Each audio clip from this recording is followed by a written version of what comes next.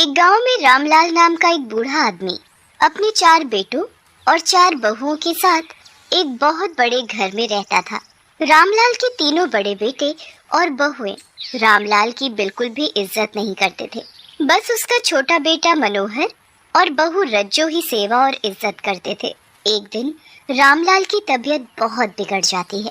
अब मैं बहुत बूढ़ा हो गया हूँ, कभी भी मर सकता हूँ, इसलिए जाने से पहले मैं खेतों और इस घर में सबका हिस्सा कर देना चाहता हूँ। सब लोग बहुत खुश हो जाते हैं। रामलाल खेतों में सबको बराबर का हिस्सा दे जाते हैं, पर क्योंकि मनोहर की बीवी ने उसकी इतनी सेवा की तो वो पूरा घर रज्जो के नाम कर देता है। सब लोग इस बात से बहुत ही गुस्सा होते हैं। ये आपने अच्छा नहीं किया बाबूजी। रज्जो क्या कहीं की महारानी है जो आपने पूरा घर उसके नाम कर दिया। हम क्या सड़क पर रहेंगे? बिल्कुल सही कह रहे हो भैया।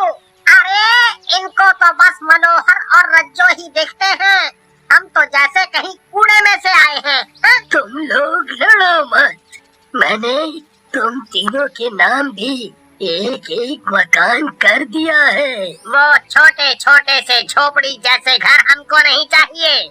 सब रामलाल से लड़ते रहते हैं और रामलाल अपने बेटों की सुनते सुनते ही दम तोड़ देता है।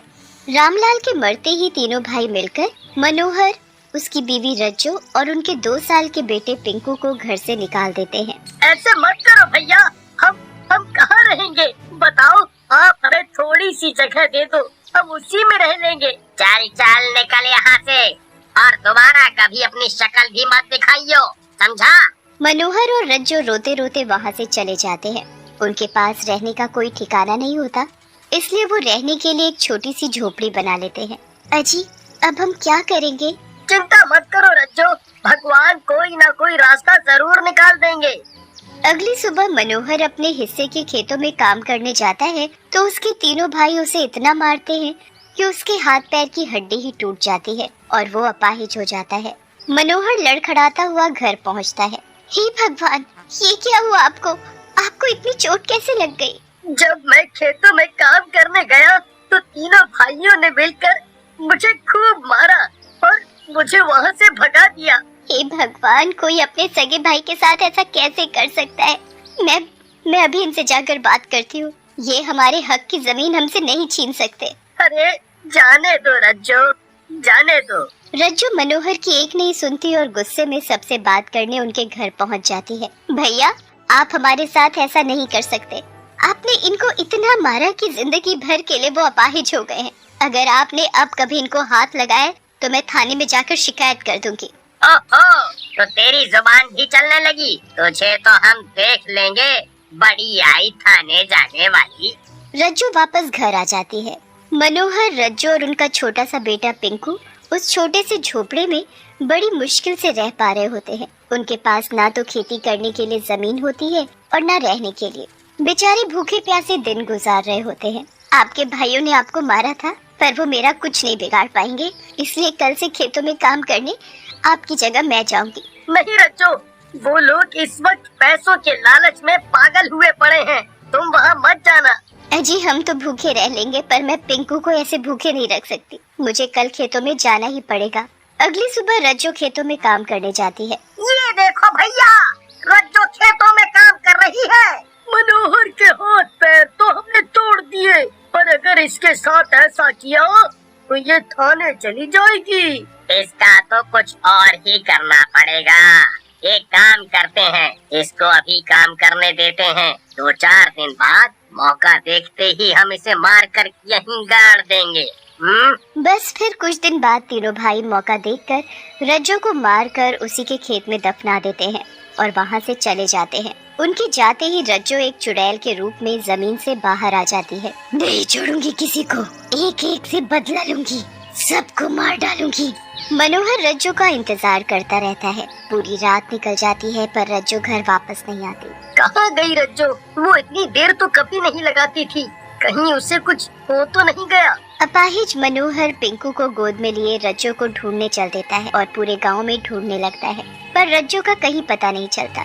मनोहर पिंकू को लेकर घर वापस चला जाता है और बस रज्जो के आने का इंतजार करता रहता है। रज्जो का भूत भी मनोहर के पीछे पीछे चल देता है। मुझे पिंकू के लिए कुछ ना कुछ काम करना ही पड़ेगा। मनोहर फिर पिंकू को लेकर काम ढूंढने निकल पड़ता है। एक आदमी मनोहर की हालत पर तरस खाकर उसे काम पर रख लेता है।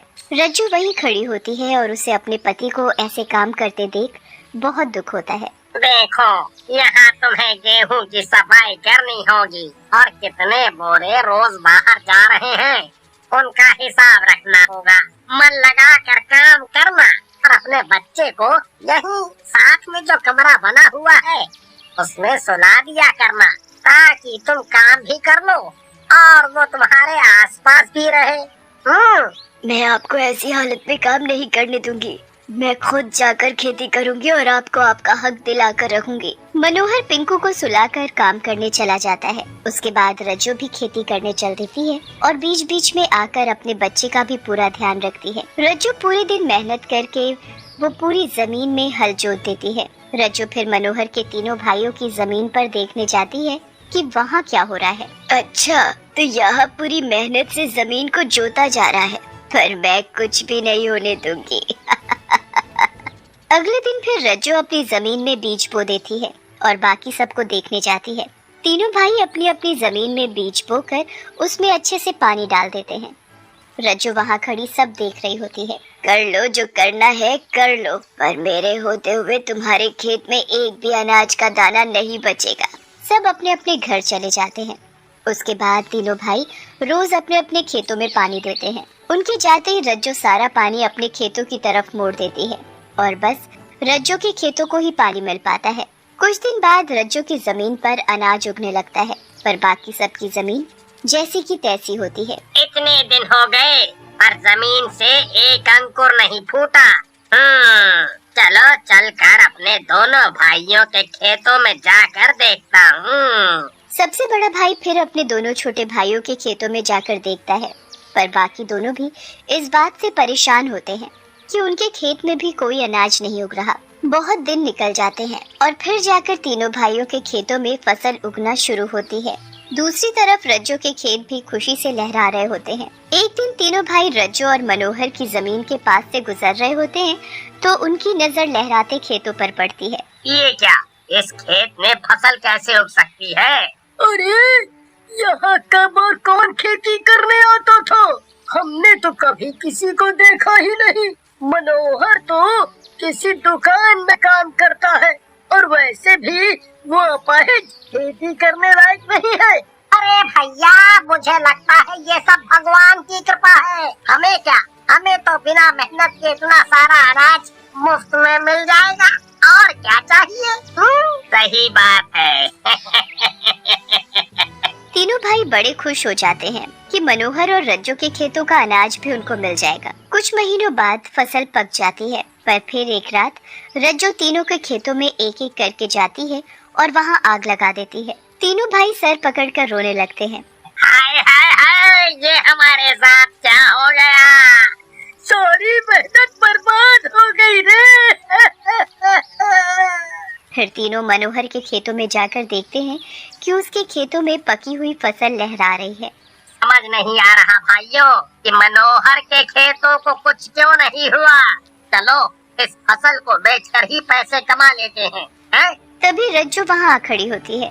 चुड़ैल, चुड़ैल, उरे चुड़ैल, उरे उरे। मैं रज्जो, जिसे तुमने इस जमीन में गाड़ दिया था।